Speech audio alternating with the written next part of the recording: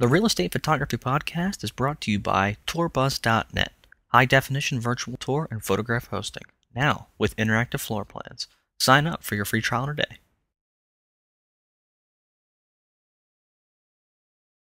Hello and welcome to the Real Estate Photography Podcast with Mike Muriello.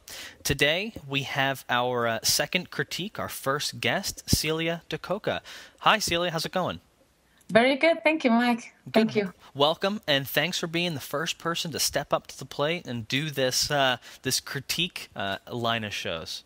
Yeah, I hope it helps all the photographers the same way. I think it's a good idea, and it helped me, and it's going to help other people too, I hope. Excellent, thank you. Well, I'll tell you what, I'm going to step out, and I'm going to let you take over. The ball is in your court, Celia. Go for it. Oh, great. So thanks, Mike. Well, we see here my first image. It's a kitchen. For me, the kitchens are very difficult because, first of all, you have to find the right height of the camera, the right angle. And so I normally go for a corner shot where you can see the image very wide. It gives you a lot of space. And in this case, I tend to take pictures in the kitchen with like a little bit higher than the eye level, so that you can get information on the front part of the image. But as well, you see the cabinets in the back, the kitchen itself, and things like that. So this image, I just go for that at the beginning, because when I'm shooting, I don't have too much time to think in the how I'm going to do it. So I do this shot because I know it's going to work out whatever happens, and then I can start working on other things. So this shot, I used on top, how do you call that? Flash on the camera. Mm-hmm. I always do that. I know I shouldn't, because everybody tells that's horrible, but I just shoot it to my back so it bounces to the ceiling, going over my head. And normally full power to contrast the windows so that I can get as well information. I don't know, I'm shooting maybe an 1/80th of a second. So I get information from the outside as well, but I can light inside. And then if I have enough space, I put two tripods. And in this case, I think I just put another extra light on that's the left corner of the image, but just out of it, bouncing to the ceiling as well. So what I don't like of this image is that the outside is not really thrilling. It's not appealing. And it's too standard. I like the color combination, but it's too standard. It just doesn't give you any perspective. What else could I say? For example, in the front part of the island, you can see a little bit of a high spot there of the flash, a reflection, which I should have retouched, but I didn't. And well, that's a very simple shot, but it doesn't bring any fragrance of the kitchen itself. So if I move to the second one, I really like the island, so I wanted to do something with it. So I went for a vertical shot, which I normally don't do, because it shows too much of the ceiling, and if you crop it, doesn't really look nice. So I like symmetry. I started here just with the idea of putting the island in the center and having the cabinets in the back just being very symmetric and vertical. What I didn't do here very well is I should have cropped the left part of the image where you can see a little bit of the oven and of the microwave, so that you can only see only the cabinets in the top, and that would look more symmetric. But the problem is that the island wasn't really in the center. So if I do that, I would have more space on one side than on the other. So that's why I left a little bit that part. But it doesn't, I don't really like it. So this shot wasn't very convincing. I could arrange here the reflection. I could avoid the reflection of the flash in the front of the wood island. I still kept my flash on the top of the camera. I did remove the other flash because I liked the natural light coming out from the window was creating a very natural shadow on the cabinet in the back. You can see that. And as well, the island was causing a very soft shadow. And I didn't want to remove that because I wanted to give it a natural ambience to it, not just all this bright that we normally do. I do normally go always for the brightest as possible, and sometimes you lose with that the ambience of the kitchen or of the place that you're photographing. So this one didn't really work for me because I don't know where the sink is. The thing that I don't know how you call where the water goes out of. How do you call that? You know, faucet. Yeah, well, exactly. Where the water goes out is lined up with the first thing, and then with the bag in the kitchen with the vitro, where things where the fire is. Let's say, so that part of the image is a little bit too confusing for me. Mm-hmm. And it's just in the center. So I wasn't really convinced by that. As you can see, I don't retouch too much. I don't remove for example, the plugs in, and I don't remove the flare of the lamp that it's lighting the kitchen. Mm-hmm. Maybe I should have. I'm not sure about that. So I was saying that I always hesitate how many pictures I should take from a room, because you have sometimes a room that has too many angles that could look good, and it's very difficult for me to decide which one is the right one. So I normally take 3 or 2, and then I give the agent all the post-produced images for them to decide. So moving then to the third one, which is this square shot. I wasn't really happy with looking at you see there's 2 doors. One is completely cut out to just see all these metal things that make the door work. I don't really like that. But if I couldn't crop there, because then the composition would be there would be too much information on the right side compared to just the door on the left side. So to just try to balance the composition, I added the 2 doors in the image. Mm-hmm. Okay, you know what? I don't know if you understand what I'm saying. No, I got it. Okay, great. Then this image, I like the fact that you can see the island, and you can see as well the wood part of the back of the cabinets as well. So it's a nice wood contrast here, because you have this cabinet in the left side that is made as well as wood. Then you have the front part, and in the back you can still see a little bit of the wood of the table there in the back. So I would say I like this shot, although I'm not normally very proud of square images, because they look like little fake houses, like puppet houses or something like that. Mm-hmm. And you have the square image and you have the 3 walls, and it looks sometimes like a box. So as I said, I couldn't choose any of the 3. I wouldn't say that that's the shot. Okay, so it's difficult for me to say that. Here I still used only 1 flash on the camera, probably full power, bounced to the back. You can see a little bit the reflection in the thing that takes the smoke out of the kitchen. I don't know how you call this thing. What about a fume hood? Yeah, exactly, fume hood. You can see in the fume hood, the first stripe belongs to the reflection of the light of the kitchen. Mm-hmm. And then the second one that has not this yellow dominant, but a little bit more blue, that's the reflection of the flash. Yeah. And you can see it as well beside, just beside that reflection, you can see it as well in the wall.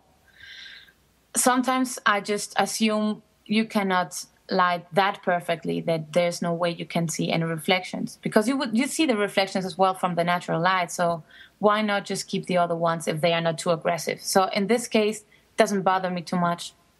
I could have tried to remove that with Photoshop, but the only way I can light this kitchen properly, I think, was with this on-camera flash, bounced to the back and trying to fill with light all these parts that where natural light doesn't reach. Okay. All right. So I think that would be enough for this 3 images of the kitchen. What do you think, Mike? Perfect. Okay. So let's move on then to the other place, which is a living room. So this living room was tricky for me because it had stairs to go down to the living room itself.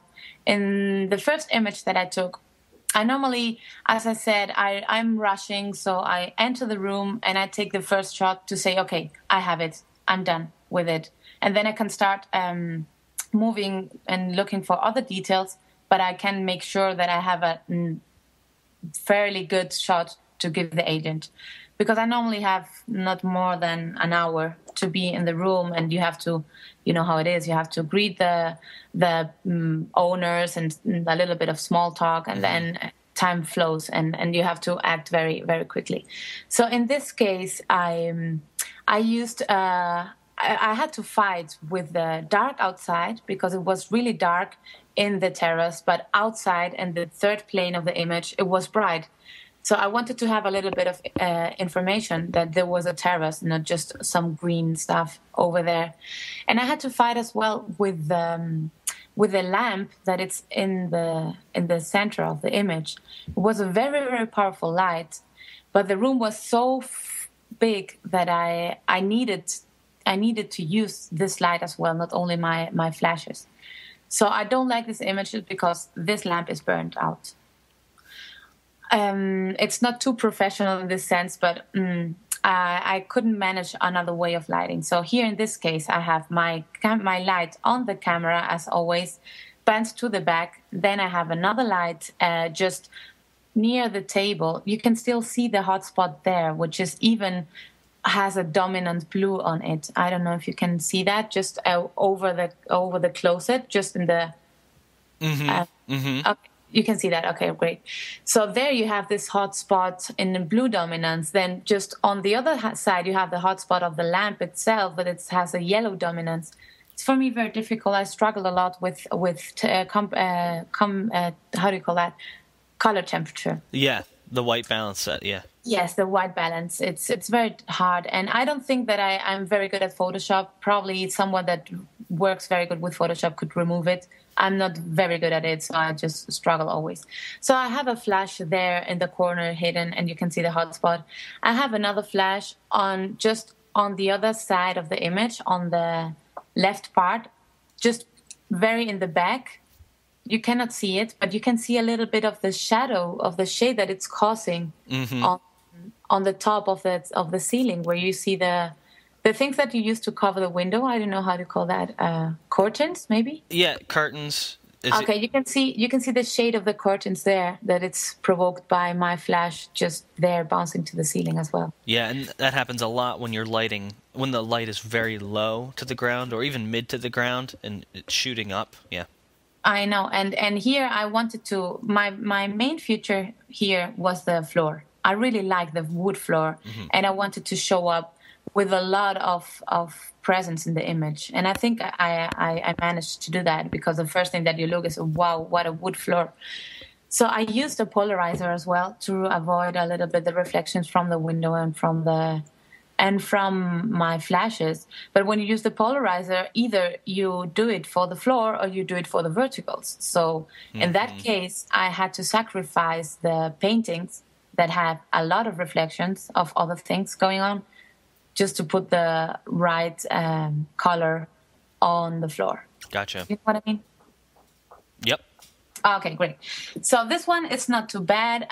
The composition is common as always. Corner shot, just two walls looking at the outside. It has escape for the viewer. I think you start with this image on the stairs because it has this play that we talked before, this eye game, because you don't really see that there are stairs there. So right. You are there in the beginning, and then you start walking with your eyes toward the window, and then you go away. So basically you have been through all the image when you look at it. So it wasn't too bad. So moving on to the second one, I went to the other corner of the room, and here I have as well the problem with the color balance, with the white balance, because the front part of the image here, where you see the table, has a dominant blue of the natural light coming from the window, and the rest of it, I added a flash. You can see the spotlight behind the statue, the sculpture, but they had as well a lamp there. So I tried to hide the spotlight, trying to think to myself that it's the spotlight that the light would do, or naturally, the light that they had, the lamp. So trying to combine the two things. I have a little bit of a high spot there, but I needed to light this room as well, like the hall and the door. I always ask myself, door open, door close. Doesn't matter what it happens. I mean, it depends on what it's outside, no? But it doesn't. I think it's just a matter of thinking if you want to close the image there or if you want the viewer to go really outside the image. If you want him to go outside the image, you should have the door open. In this case, there's too much information already here, and I didn't want to add an escape point for him as well. So Gotcha. I just. And then here, the shot here, you can see basically the whole room, and it's a very nice room. You can see the floor as well. Here you can recognize the stairs much better than in the other image. That it's not really clear what's going on there. And well, here I have the same problem as well with the spotlights, with a lamp that it's burned. Adding the difficulty that you have it reflected on the mirror, and in the mirror it's all as well burned. So I'm not very happy with that. But I had to use this powerful light as well to room the light. I didn't want to have too many spots on the ceiling. That happens to me sometimes when I use this hand flashes. You have like a spot there, and in the middle is dark. So I wanted it to look more or less bright. I didn't make too much post-production. Probably here some verticals and things like that because it was very, very wide angle here. And so then, well, I just took that one, and I always took as many as I can, and then I say I will decide afterwards which one to post-produce, and then I give them to the agent. So then moving on to this third one of that, I was mesmerized by the floor. I really was. So when something catches my attention, I just want to take as many pictures as I can to show that. So in this case, I went to a lower angle, a very, very low angle, because I wanted to have the feeling of the floor. I really wanted to show the viewer how it would be to sit in that floor, not in the couches, but in the floor, on the floor. So here I had it was very difficult for me because the spot of where the fireplaces was so dark that I had to add some light there, and you can see the color balance again, the white balance, the contrast between the yellow of the lamp and the blue of my flash of my strobe. There, I was very happy because I didn't cause too much shadows of the flash on the fireplace. I think it looks not too bad. As well, here I had to sacrifice the paintings with the polarizer reflection. Even now, I'm now watching this image. I'm realizing that in the reflection of one of the paintings, you can see actually my flash on a cabinet, and you can see the little white spot that it's producing. I don't know if you can recognize that there. Yeah, I see it. I'm pointing to it with my finger. Okay, great. Okay, because I'm sometimes big and I'm not very sure. Okay, so you can see there how I was lighting there. I had my own flash camera, and I had that flash there, and another flash pointing to the fireplace. So this image is when you go that low with the wide angle, you have a lot of proportion problems and distortion. I mean, to correct here the distortion is very difficult because the lower you get, then the verticals, for me, that's a very difficult thing. The corners get pulled. Yes, when you go that low. Sometimes I sometimes don't go that low, not because I don't like the image, because I don't want to be afterwards working many, many hours on post-producing just to get these verticals right. So sometimes I sacrifice the angle and go a little bit higher to get the verticals a little bit better for afterwards the post-production. But in this case, I went that low because I really wanted to show the floor, which was my main figure for here. And then, so I decided to go even closer in my next image. And I wasn't very happy with that. What I did, I went that close because I wanted to be able to correct the verticals here in this one compared to this other one. The verticals are much better here. They're more lined up. I didn't mind cropping a little bit the fireplace and as well the stairs. I just decided to get rid of everything just to focus on that. But that image I didn't give away. I didn't give it to the agent. I wasn't happy at all. I didn't like the burned out of the lamp. I wasn't really showing very much of the floor. It was too poor for me, this image. The lighting wasn't really mesmerizing, and I wasn't very happy with this one. So I just put it here to show how sometimes you want to make a close up of the place, because when you took too many pictures for real estate agents, you normally go as wide as possible, and sometimes you lose a lot of small details that make the living space much more comfortable and as well more appealing for the people that are looking at it. So I try to go to do sometimes a little bit of close-ups, not to be always that wide angle, where everything goes inside and you don't pay attention to the details. But in this case, it wasn't a successful one, not at all. Exactly. Yeah. So that's more or less what I would say. Well, thank you, Celia. That really, thank you for walking us through your troubleshooting, what you saw, what you were trying to convey through the images, what you did when you saw a lighting problem, when you saw a composition issue, white balance. You covered a great deal of your process and your critical approach here on the show. I think that helps because I know that I am the same way. I'm very critical of every single image I produce, and I'm glad I'm not alone. No, I'm extra. I'm too much. But it's what it helps you afterwards. Exactly. I mean, on the end, you know that you're not that bad, but you still try to see the bad things because you try to avoid them for the next time, or at least to be conscious and aware of them. Maybe you cannot avoid a problem of burning out a lamp or something like that, but you're aware of it because you criticized yourself last time that you did. Right. Well, Celia, before we go, tell us a little bit about yourself. I know that you're from Madrid in Spain. Tell us about your path to photography before we end the show. Okay, so I started with photography like 3 years, professionally wise, 3 years ago. I always liked very much interiorism and decoration. I started, first of all, I wanted to go for magazines, but I didn't have a portfolio, so I thought that the best way was getting into real estate agencies, where I got the possibility of making myself a portfolio of nice places. Mm-hmm. And then I started to like it very much. And the market in Spain, it's very difficult because the mentality is not that evolved yet, where people understand that they have to have great images because they are the window to their products. Doesn't matter if it's a house or it's whatever it is, but you have to have a good image to sell the product. But in the real estate market, that it's very traditional in Spain because normally people just buy houses, not rent. It's more common to buy than to rent. And the agents don't realize that the product has to be part of the product, and part of the image of the agents as well is the image.